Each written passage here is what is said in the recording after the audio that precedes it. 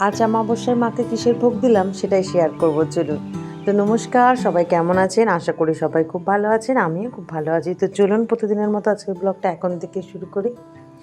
আজ দুপুরবেলা প্রচণ্ড মুষলধারে এক বৃষ্টি আসলো।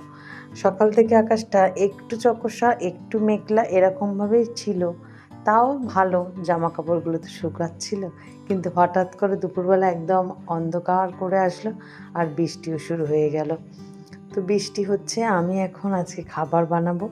আমি আজকে যেটা খাবো সেটা আজকে অমাবস্যা। তো অমাবস্যার জন্য আমি আজকে ভাত খাবো না, যেহেতু মায়ের ভোগ বানিয়ে দেবো, তাই একটু সাবুর খিচুড়ি বানাচ্ছি আমার নিজের জন্য। সকালে রান্না হয়েছে ডিমের তরকারি, ভাত, ঢেঁড়স চচ্চড়ি, সেটা আরোই বাবা নিয়ে গেছে, আরোই খেয়েছে। আর এখন বানাচ্ছি আমার জন্য একটু খাবার।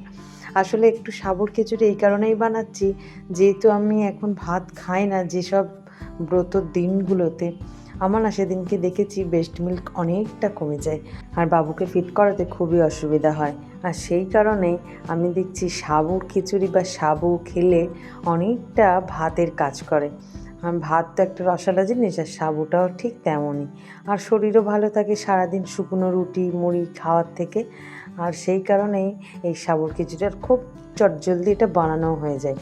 প্রথমেই একটু মুগের ডালটাকে ভেজে সিদ্ধ করে নিয়েছি, তারপরে একটু আপনি যা সবজি দেবেন আলু, আমি আলুটাই আজকে দিয়েছি জাস্ট তাড়াহুড়ো করে। আপনি অনেক রকমের মধ্যে সবজি দিতে পারেন। তো আলুটা ভেজে আর মশলাটা কষেই মৌরি আদা জিরে যা আপনি দিতে চান সেই নিরামিষ মশলাটা কষে নিয়ে তার মধ্যে যেভাবে ডাল সম্বর ওরকমভাবে ডালটা সম্বর আর আগে থেকে ভিজিয়ে রাখা সাবুটা দিয়ে দিলেই, তারপরে একটু জাল দিয়ে নিলেই সাবুর খিচুড়ি রেডি। তো যাই হোক, আমি ওটা বানিয়ে খেয়েছি আজকেরে। আর তারপরেই ঠাকুরমশাই এসে যাবে, সেই কারণে তাড়াহুড়ো করে ঠাকুরের ভোগটাও বিকালে বানিয়ে নিয়েছিলাম। আজকে একটু লুচি আর সুজির ভোগ দিয়েছি। আর এখন ঠাকুরমশাই এসে গেছে, কিন্তু আসার আগেও প্রচণ্ড মুষলধারায় বৃষ্টি হচ্ছিল, তাই অনেকটাই দেরি করে ঠাকুরমশাই আজকে এসেছেন। তো যাই হোক, পুজো আপাতত এখন শুরু হয়েছে। তো এখনও বৃষ্টি পড়ছে, আকাশে বৃষ্টির ফোঁটা থামেনি। এবছর যেন বৃষ্টি একদম থামলোই না, প্রত্যেকটা দিন যেন দু ফোঁটা এক ফোঁটা করে পড়েইছে। জানি না এর পরে কী হবে, আমার তো খুবই চিন্তা। আমাদের একটা অনুষ্ঠান আছে সামনে, সেই সময় বৃষ্টি হবে না তো খুবই চিন্তায় আছি জানেন।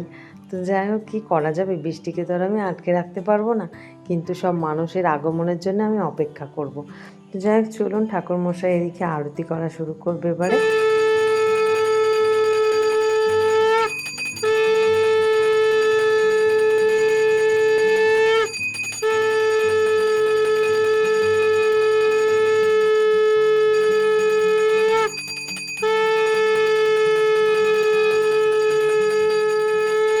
এই সন্ধ্যাবেলা প্রায় দিনই বাবু ঘুমিয়ে পড়ে, কিন্তু আর যেদিনকে এরকম পূজা হয় বাড়িতে, সেদিনকে আবার এই পূজার আওয়াজে উঠেও যায়। আর আজও ঠিক তাই হয়েছে জানেন। আমার কোলে ছিল, একটু ঘুমিয়ে গিয়েছিল, কিন্তু যেই ঠাকুরমশাই এসে মন্ত্রপাঠ শুরু হয়েছে তখনই উঠে পড়লো। আপাতত এখন অসীমার কোলেও আছে, কিন্তু ওর ইচ্ছা ও কোল থেকে নেমে গিয়ে দাঁড়িয়ে একটু পায়ের তাল দেবে আর নাচবে। এই দেখুন, ওর কোলে একদমই থাকতেই চাইছে না, শুধু নেমে আসার চেষ্টা। যাই চলুন, ভিডিওটা আজ এখানেই শেষ করছি। আগামীকাল একটি নতুন ব্লগে আবার দেখা হবে। সবাই সুস্থ থাকবেন, ভালো থাকবেন, সবাইকে ভালো রাখবেন। আর ভিডিওটা কেমন লাগলো অবশ্যই কমেন্ট করে জানাবেন। ভালো লাগলে একটা লাইক সাবস্ক্রাইব করে পাশে থাকবেন। আর যেসব বন্ধুরা আমাকে ফ্রেন্ড রিকোয়েস্ট পাঠাচ্ছেন তাদেরকে বলবো আমার শুক্লা মান্না পেজে এসে একটা ফলো করে দিতে। টাটা।